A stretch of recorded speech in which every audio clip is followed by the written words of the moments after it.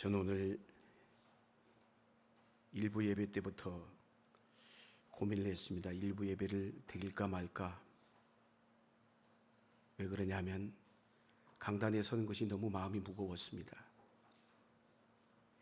무슨 말씀을 전해야 될지, 어떤 말을 해야 될지. 목회자로서 30여 년 가까이 지내오면서 근본과도 같은 이런 상황은 처음입니다. 물론 예전에 섬겼던 교회에서 10년 만에 선물로 받은 생명, 갑자기 의료사고로 하나님의 부름을 받았어요. 제가 그 교구 담당이었습니다. 화장터에 가서 말씀을 전하는데 관이 정말 절반의 절반도 안 되는 것 같아요. 먹먹하고 무슨 말을 해야 될지 몰랐어요. 그때보다 지금이 더 참담한 상황이에요. 일주일 전부터 속이 안 좋다고 했다고 합니다. 그래서 병원에 가서 검사도 해보고 이상이 없었는데 CT 검사를 했나 봐요. CT 검사 결과가 신장과 간이 망가졌대요. 마침 지난 주간에 금향로 기도했는데 기도에 왔다가 우리 아빠 되시는 집사님이 오셨어요. 기도 중에 급하게 전화 받고 갔대요.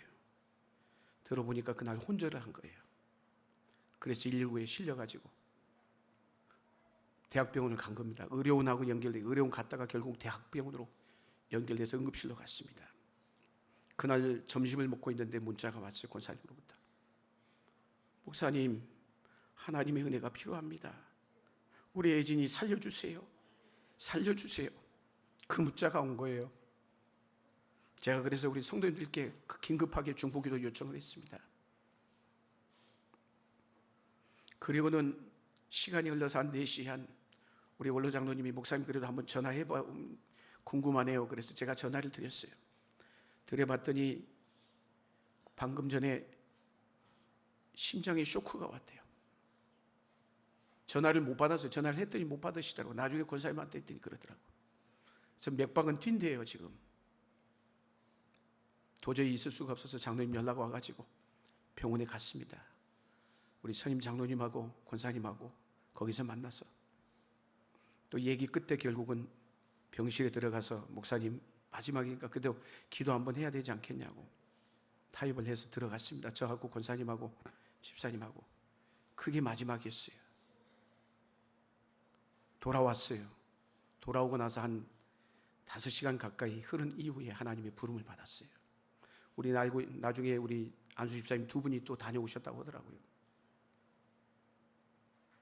제가 2008년도에 우리 반석교회를 부임했습니다. 그때 사랑하는 우리 딸과 같은 아이예요. 초등학교 2학년이었습니다. 저희 아이도 3학년이었어요. 너무너무 착한 아이예요. 성실한 아이입니다. 청년부도 열심히 하고 있고 직장 취직한 지 얼마 안 됐습니다. 지난해에 취직했는데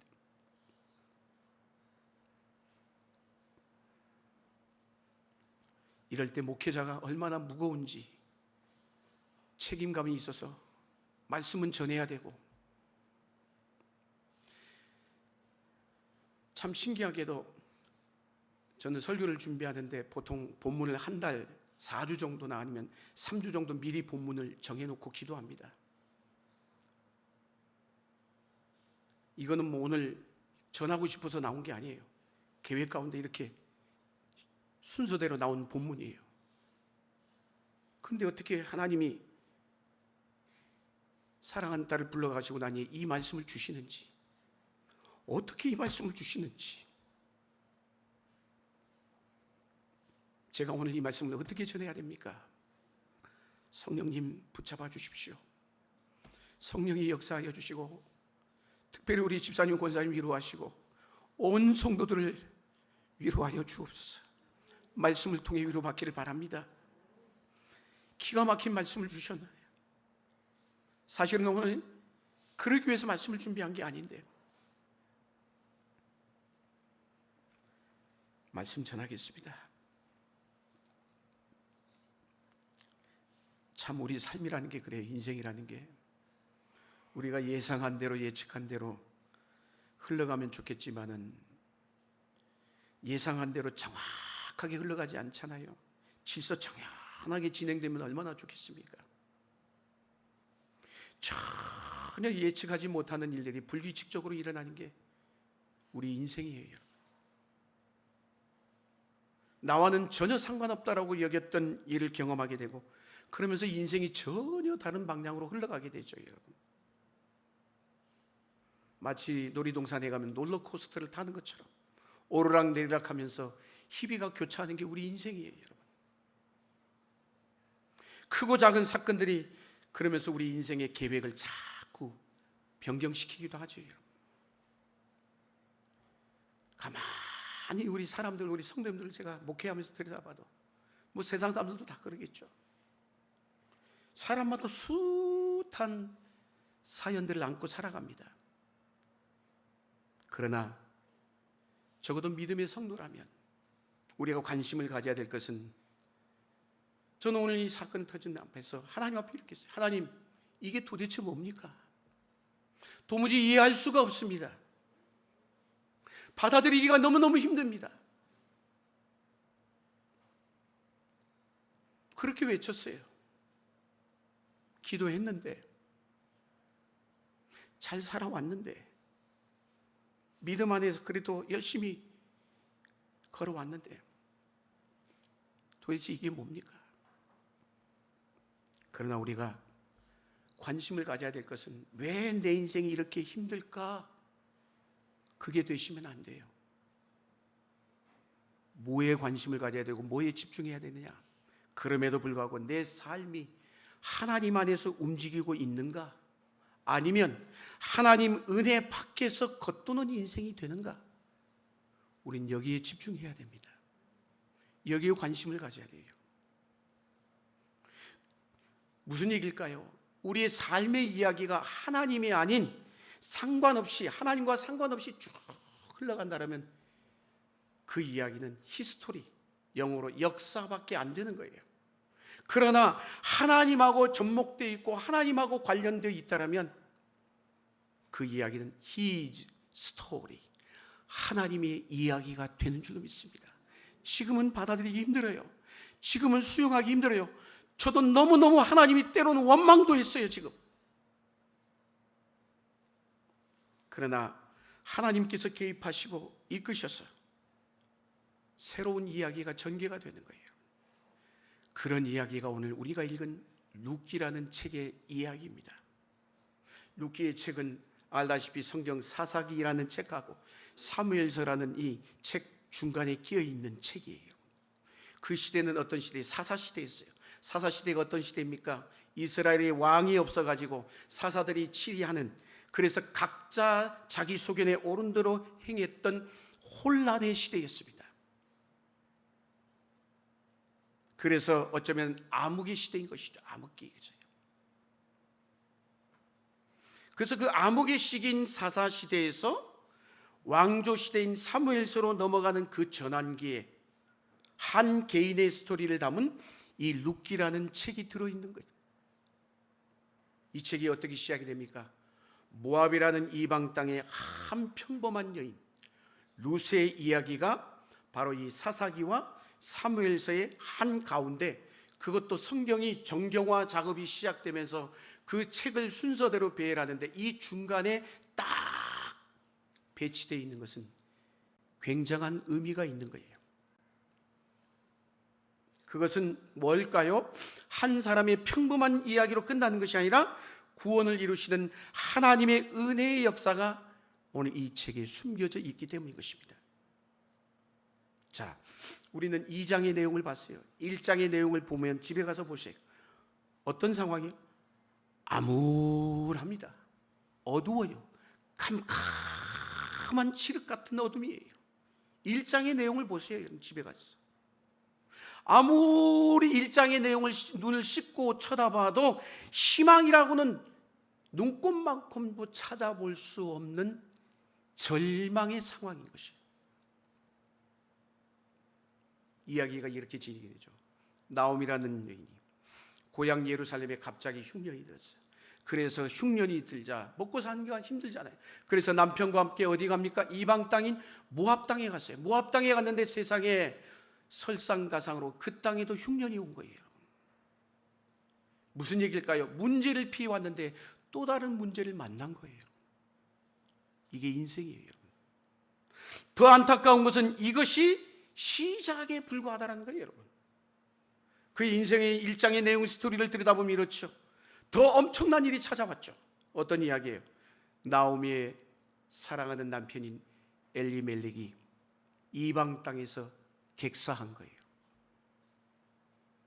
왜 죽었는지는 성경에 언급되어 있지 않아요. 그렇지만 하나님의 백성이 먹고 살기 위해 이방 땅으로 넘어온 곳에서 뭔가 암시하는 것이 있지만 정확히는 알 수가 없어요. 그러나 분명한 것은 뭐냐? 참 삶이 얼마나 팍팍하고 피곤하고 힘들었을까? 짐작해 볼 수가 있어요. 여러분 생각해 보세요. 고대 사회에서 과부가 된다고 생각하는 것 생각해 보세요. 상상할 수 없는, 지금의 시대는 지금의 시대의 과부하고 고대 시대의 과부는 하늘과 땅 차이예요, 여러분. 어쩌면 바닥난 인생인 거예요. 과부로 떨어졌다는 것은. 남성 중심의 사회잖아요, 고대 사회는. 그런 사회에서 여자 홀로 살아간다는 것은 비참함도 이런 비참함이 없는 거예요, 여러분. 의지할 곳이 없는 생존 불가능의 상황인 것이죠. 그런데 그것으로 끝났을까요? 그것으로 끝난 게 아니에요. 유일한 희망이었던 두 아들마저도 연달아 죽은 거예요. 졸지에 이방 땅에서 세 남자를 잃고 한 집안에 3명의 여인이 과부가 된 거예요, 과부가. 그런 얘기가 있죠. 한자 사자성어에 보면 화불단행이라는 단어가 있어요. 이게 뭐냐? 나쁜 일이 연거푸 오는 거예요. 이걸 화불단행이라고 해요. 우리 젊은 친구들은 그런 얘기를 들어요. 머피의 법칙이라는 거 잘 아시죠? 그 이야기의 뜻이 뭐예요? 그 말의 뜻이 불운이 계속 된다라는 것이잖아요. 세상적인 사람들은 그렇게 생각하죠. 무슨 얘기일까요? 희망의 불빛이 완전히 꺼져버린 거예요. 모든 크고 작은 희망의 끈이 다 사라지고 만 거예요.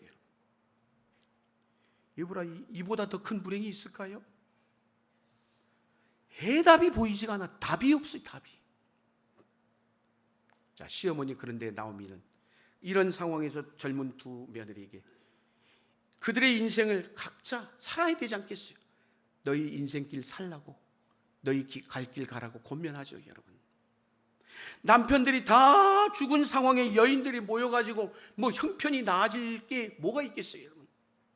오히려 더 서로를 어렵게 만들 뿐이죠, 여러분.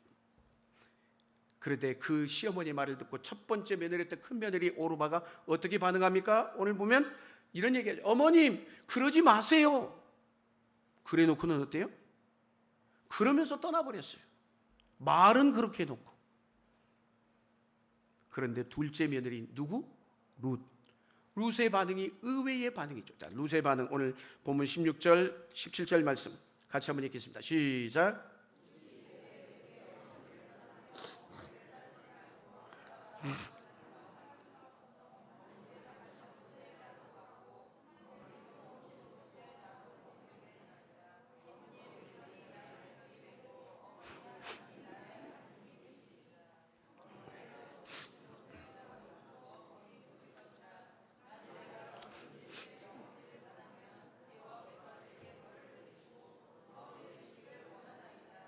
아멘. 자, 보세요. 구구절절이 기가 막힌 말을 하고 있는 이 상황에서 지금 여러분 삶 그렇잖아요. 우리가 경험하는 자기 삶이 여러분 척박해지면 어때요? 마음이 다 강팍해지죠. 자기 마음이 강팍해져서 뭐 다른 사람 배려할 틈이 어디 있어?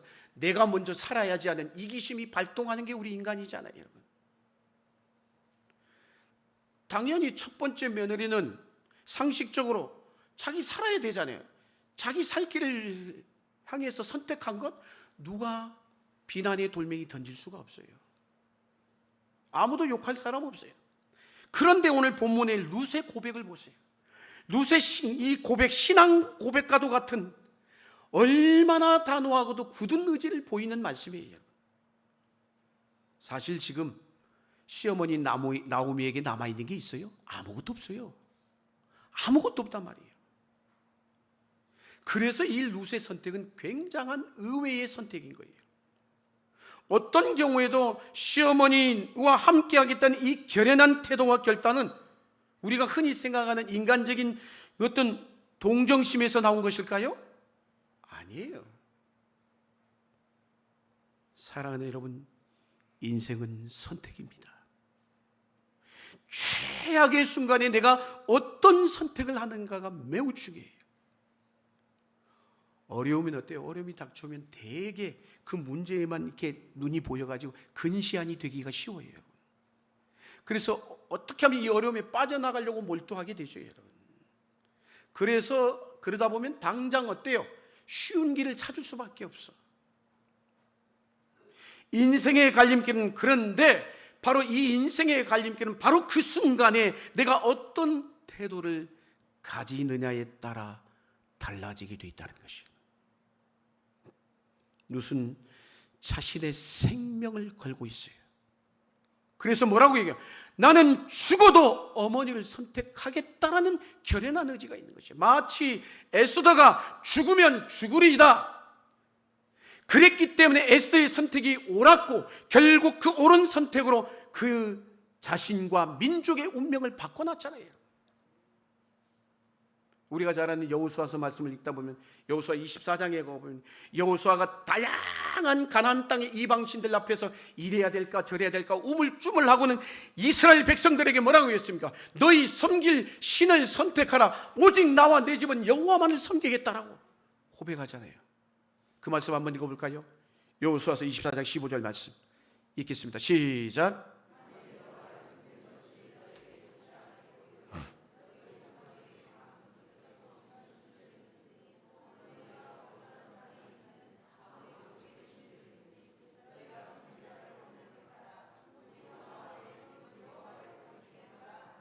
아멘. 여러분, 인생의 갈림길에는요 생명을 거는 선택과 결단이 있어요. 우리 삶의 중요한 변화는 어디에서 나타나느냐? 바로 이 생명을 거는 선택이 달려 있어요. 그런 의지적인 선택이 우리의 걸어가는 삶의 길을 바꾸어 놓는다는 것이에요. 그 선택이 뭘까요? 바로 그 선택은 다름 아니라 하나님의 은혜 안으로 들어가는 행동을 얘기하는 것이에요. 전 여러분들이 오늘 이런 상황이 있지만 우리가 하나님의 은혜 안으로 들어갈 수 있기를 축원합니다. 룻이 나오미를 선택했던 이유가 뭘까요? 단순히 인간적인 애정일까요? 아니면 홀로 된 시어머니가 너무너무 불쌍해서 달리 갈 곳이 없어서 그랬을까요? 아닙니다. 오늘 룻이 막 분명히 말씀하잖아요. 나의 어머니의 백성이 내 백성이 되고 어머니의 하나님이 나의 하나님이 되리라. 이 룻의 선택은 철저히 뭐예요? 믿음과 신앙의 동기에서 나온 선택인 것이에요. 무슨 얘기일까요? 시어머니가 믿는 하나님을 나도 믿고 따르고 선택하겠다는 결연한 의지인 것입니다. 큰 며느리였던 오르바가 나오미를 떠난 것은 뭘까요? 자기가 믿는 신에게로 돌아갔다는 의미인 거예요, 여러분. 저는 이 부분을 보면서 룻이 여기에 행간이 있어요. 행간이 숨겨져 있는. 룻이 이렇게 괜히 선택했을까요? 아니에요. 시어머니와 함께 살아오면서 룻은 시어머니 나오미에게서 누굴 봤어요? 하나님을 본 거예요. 여호와를 봤단 말이에요. 그래서 나오미 시어머니로부터 신앙적 믿음의 영향을 받은 거예요. 지금 이 순간은 시어머니에게 전혀 기댈 것 아무것도 없지만은 그녀가 믿는 하나님, 시어머니가 믿는 하나님을 바라보았고 선택했으며 결국 나오미와의 결별은 뭐예요? 하나님을 떠나는 것이에요. 떠나는 거예요. 이건 나의 인생에 있을 수 없다라는 선택에서 나온 결정인 거예요. 한마디로 룻이 붙들은 건 하나님이었던 것입니다. 이것이 생명의 고리이고 하나님의 은혜를 이끌어오는 결정적인 선택이 된 것이에요. 그녀는 칠흑같이 어두운 인생의 한 줄기, 그 빗줄기가 있는 곳을 향하여 야, 저곳에 가면 내가 살 수 있어 라는 마치 탐지견이 냄새를 맡고 정확하게 그것을 발견한 것처럼 영적 탐지력을 가지고 선택한 것입니다. 선택이 중요합니다. 은혜가 있는 곳을 감지하는 능력이 인생을 축복되게 만들기 때문에 전 여러분들에게 그런 선택의 영적 탐지력이 있기를 주의 이름으로 축원합니다. 그것이 얼마나 귀하고 그것이 가져오는 축복이 무엇인지를 오늘 룻기라는 말씀을 통해 우리가 충분히 확인할 수가 있는 것이에요. 위대한 인생의 전환은 위대한 선택에서 오는 것이에요. 드디어 나오미는 모든 것을 잃고 슬픔 가득한 모습으로 이방 땅에서 며느리 룻과 함께 고향 땅인 베들레헴으로 돌아옵니다. 돌아왔는데 뭐 있어요? 아무것도 없지요. 어떻게 살아가야 될지 막막하죠. 비탄에 빠져 있을 수밖에 없었어요. 심지어는 그들을 바라보는 그들의 행색을 보세요. 남자들 다 잃고 딸랑 자기들만 와서 그 옹색한 행색을 바라보는 고향 사람들의 시선도 곱지만 않아서 싸늘했을 거라는 것이에요. 그리고는 다음 날 예루살렘의 평범한 하루의 일상이 시작이 됩니다. 우선 먹고 살아야 되잖아요. 그래서 며느리였던 룻이 이삭 줍는 일을 시작합니다. 바로 그런데 여기에서 중요한 예기치 않은 일이 일어난 거예요. 우리는 불행만이 예기치 않은 일이 아니에요. 놀라운 일도 예기치 않은 가운데 일어난다는 것이. 룻이 이삭을 줍던 밭, 세상의 그 밭이 누구의 밭이에요? 그 지방의 가장 유력한 보아스의 땅이었던 것이에요. 그리고 보아스가 신기하게 저는 이 말씀을 대목을 보면서 이걸 보는 거예요. 어떻게 이삭 줍는 사람이 룻만 있었을까요? 다른 여인들도 많았을 거예요. 그런데 왜 보아스의 눈이 딱 룻이 들어왔을까? 가슴이 뛰었을 것 같아요. 보아스는 룻을 바라보면서 상상을 해보는 거예요. 제가. 보아스는 룻에게 그래서 의도적으로 다가가서 그때부터 룻에게 은혜를 베풀기 시작하죠. 그러면서 룻이, 여러분, 보아스가 룻에게 굉장히 의미 있는 말을 던지고 있어요. 자, 2장 12절 말씀 같이 한번 읽겠습니다. 시작.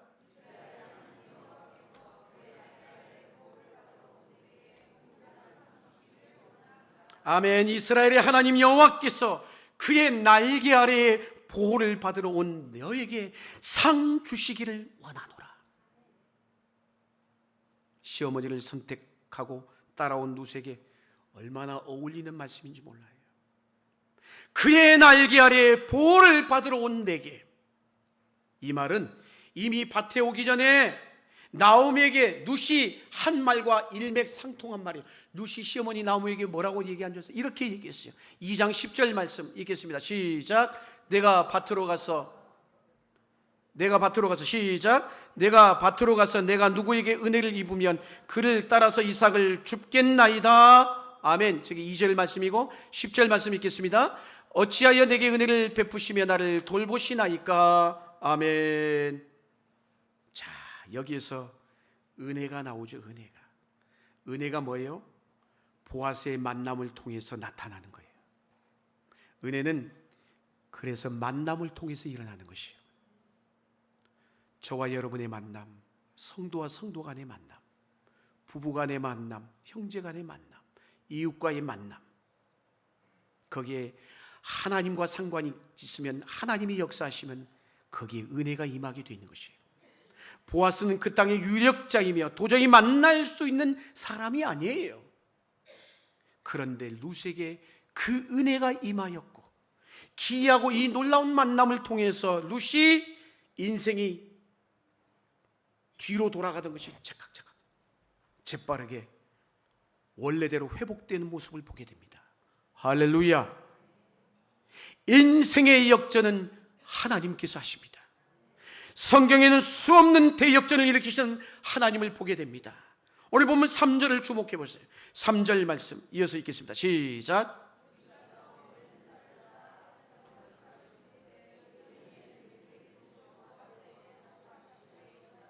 아멘. 자, 여기에 주목해야 될 단어가 있어요. 우연이란 단어예요. 우연이란 단어. 자, 그런데 이 우연이란 단어는 무슨 말일까요? 룻이 의도한 거라는 거예요? 의도하지 않았다는 거예요? 의도하지 않은 거예요. 그런데 이어지는 4절에 4절 한번 읽을까요? 4절 말씀 시작. 아멘. 여기서 또 주목해야 될 단어가 있어요. 마침이란 단어예요. 우연히, 그런데 마침. 세상 사람들은 우연이라고 생각하죠, 여러분. 무엇인가 오묘하고도 신기한 일이 진행되고 있는 것, 우연이라고 생각하죠. 마침이라고 생각하죠. 분명히 그런데 룻이 집을 떠나 이삭을 주우러 가면서 시어머니에게 뭐라고 했어요? 이렇게 얘기했죠. 내가 밭으로 가서 내가 누구에게 은혜를 입으면 내가 그를 따라서 이삭을 줍겠나이다. 누구에게 은혜를 입으면. 은혜란 뭘까요? 세상 사람들이 말하는 우연을 하나님께서 섭리로 바꿔놓은 것, 그게 은혜인 것이요. 지금은 이것이 왜 이런 일이 일어났는지, 왜 도저히 하나님이 이루시는 일들을 도무지 이해할 수가 없지만 어느 순간인가 이 우연이라고 생각했던 것, 불행이라고 생각했던 것이지만 지나고 나니까 이게 다 하나님의 섭리라는 거예요.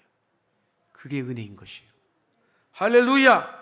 평범한 일상의 삶 가운데 하나님이 개입하시면 일어나면 하나님의 은혜 가운데 갑자기 일어났는데 기가 막힌 반전이 일어나는 것이에요.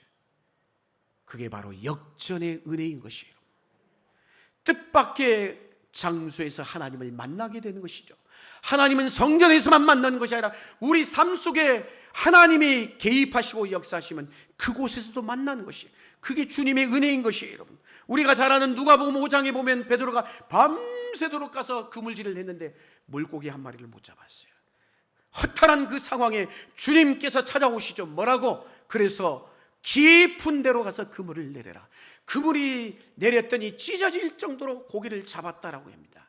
이 만남을 우리는 운명적인 만남, 섭리적인 만남이라고 얘기하는 것이에요. 은혜인 것이죠. 할렐루야. 모세가 갈대 상자에서 담겨가지고 나일강에 버려졌잖아요. 누이에 의해서. 그 갈대 상자가 떠내려가고 있는데 세상 사람들은 우연이야. 우연히 바로의 공주에 의해서 목욕하러 나왔다가 건짐을 받았잖아요. 우연일까요? 하나님의 섭리인 것이에요. 은혜인 것이에요. 은혜 안에서 일어나는 것이에요. 세상 사람들은 흔히 그런 말 하죠. 이야, 운이 좋아서 이렇게 된 거라. 그거하고 다른 거예요, 은혜는. 어떤 평범한 여자가 길거리에서 갑자기 캐스팅이 돼가지고 졸지에 스타가 되었다는 얘기를 들을 때가 있죠. 그건 세상의 이야기야. 세상에선 가끔 그런 일이 일어나요, 여러분. 그러나 그런 이야기는 은혜라는 단어를 쓸 수가 없어요. 하나님과 연관된 일이 아니기 때문에. 그런 일 후에 축복이 될지 아무도 누가 보장해 줄 수 있어요? 오히려 그러다가 쪽박이 찰 수도 있다는 것이에요. 단순히 운이 좋은 것과 안 좋은 것에 인생을 맡긴 것, 그건 도박인 거예요. 그러나 은혜는 다릅니다. 은혜 안에는 우연이라는 것이 없어요. 우리의 삶은 철저한 하나님의 의도와 하나님의 정확함과 완벽한 개입 속에서 이루어지는 줄로 믿습니다. 지금은 우리가 알 수 없어요. 이해가 안 돼요. 저도 그래요, 여러분. 우리가 일상에 사는 순간의 결정은 하나님의 섭리와 하나님의 계획 속에서 이루어지고 있음을 룻기의 말씀을 통해 보게 됩니다. 하나님의 은혜는 사람을 통해서 나타납니다. 룻에게 보아스가 뭐라 했어요? 여호와의 날개 아래 보호. 보아스가 얘기했지만 그 여호와의 날개 아래의 보호가 누구예요? 곧 본인 보아스예요. 할렐루야. 은혜는 이처럼 축복된 만남으로 찾아오는 것이에요. 우리의 삶 가운데도 만남을 통해 하나님의 은혜가 임하길 축원합니다. 하나님의 은혜가. 사실 여러분 룻은 밭에서 이삭을 줍는 비천한 여종의 신분이잖아요. 여러분. 젊은 나이에 쓴 인생의 고통을 지나온 그 얼굴에 무슨 광채가 나겠어요? 광채가 날 리가 없죠. 우울하기 그지없죠. 먹고 살아야 돼요. 얼굴에 그늘져 있을 수밖에 더 있어요. 무언가를 생각해 보세요. 고대 근동적에 이게 뭔가를 뒤집어 쓰고 땡볕에서 허리가 휘도록 이삭을 줍고 있는 그 여인에게 남자 입장에서 무슨 매력이 느껴지겠습니까? 그런데 보아스는 누색에서 뿜어져 나오는 아름다움에 눈이 부신 거예요. 그래서 주목한 거예요. 그러니 하나님의 은혜인 것이죠. 그러니 하나님의 섭리인 것이에요, 여러분. 할렐루야. 가슴이 뛰었을 거예요. 못생겨도 괜찮았어요. 은혜만 임하면 그 다음부터는 하나님이 하십니다. 비로소 룻은 이 땅에 부호이며 귀한 물을 짜인 보아스와 결혼하잖아요. 자, 그 말씀 전하죠. 마침내 아들을 낳았어요. 룻기서 4장 17절 말씀 읽겠습니다. 시작.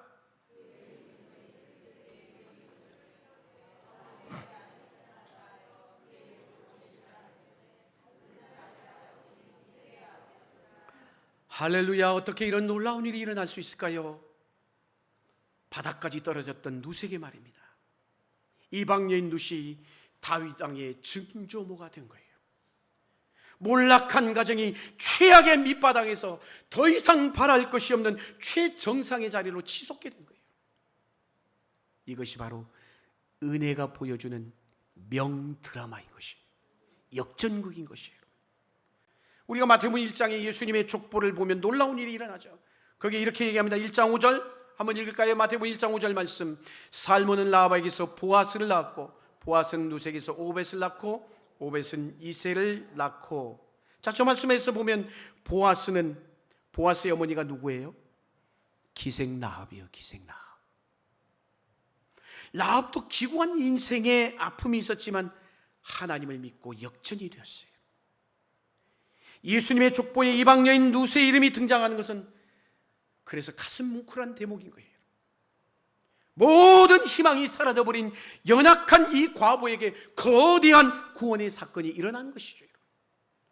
고통 속에 살다가 끝날 운명에서 은혜가 그의 인생을 모두 송두리째 바꿔놨어요.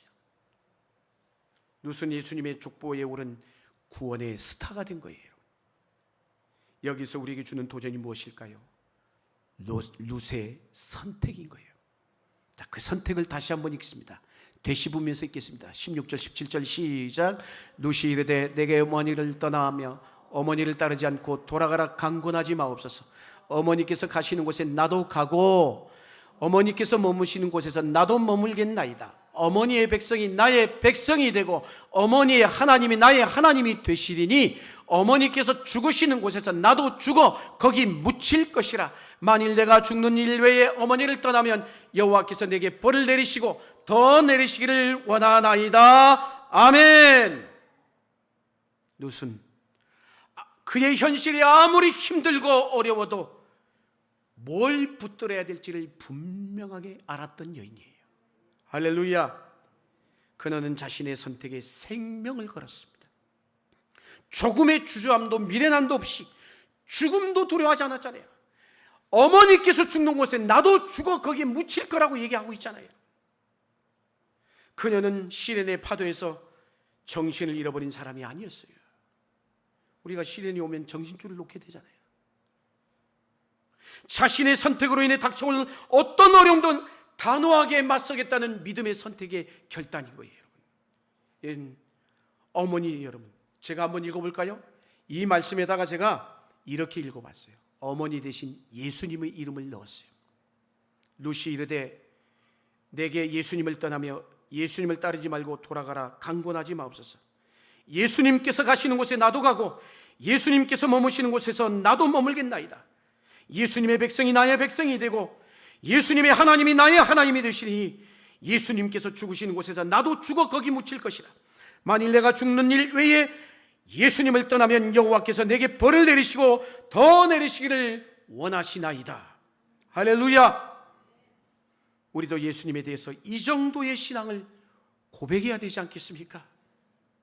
헌신을 해도 이 정도의 헌신을 해야 되지 않겠냐고요. 이 선택과 결단, 하나님의 은혜를 나의 최악의 순간에도 내가 놓지 않겠다는 결단이 바로 룻의 인생을 바닥에서 최정상으로 솟아오르게끔 한 이유인 것이에요. 성도 여러분, 결론의 말씀이에요.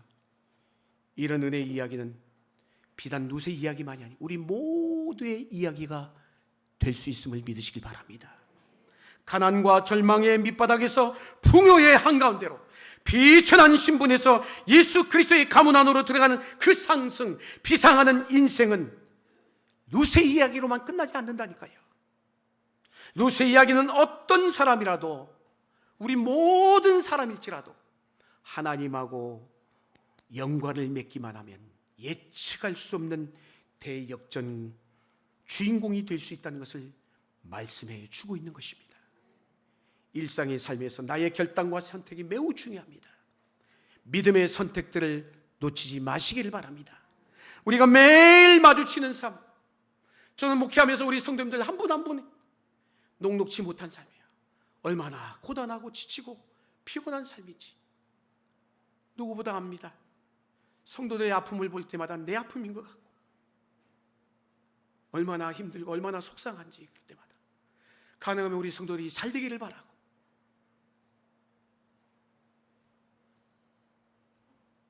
그럼에도 불구하고 우리의 현실이 우리를 집어삼킬 것 같잖아요.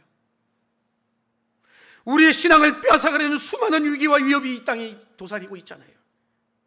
그렇지만 타협하지 않고 여러분의 마음을 빼앗기지 않기를 바랍니다. 그래야 할 때 하나님의 은혜가 우리 가운데 임하여 우리의 인생을 다루어 주실 줄로 믿습니다. 아무리 어렵고 힘든 순간이 와도 너무 빨리 포기하지 마세요. 절망하지 마세요. 끝이라고 말하지 마십시오. 인생의 결론은 우리 몫이 아니에요. 역사의 알파와 오메가가 되시는 예수 그리스도이십니다. 우리 인생에도 인생의 끝은 하나님이 쥐고 계시는 거예요. 삶은 언제든지 역전될 수 있습니다. 어떤 순간에도 하나님이 역사하시고 함께 하실 것을 믿고 그 말씀을 따라 선택하면 하나님은 반드시 우리 인생 가운데 반전의 역사를 일으켜 주실 줄로 믿습니다.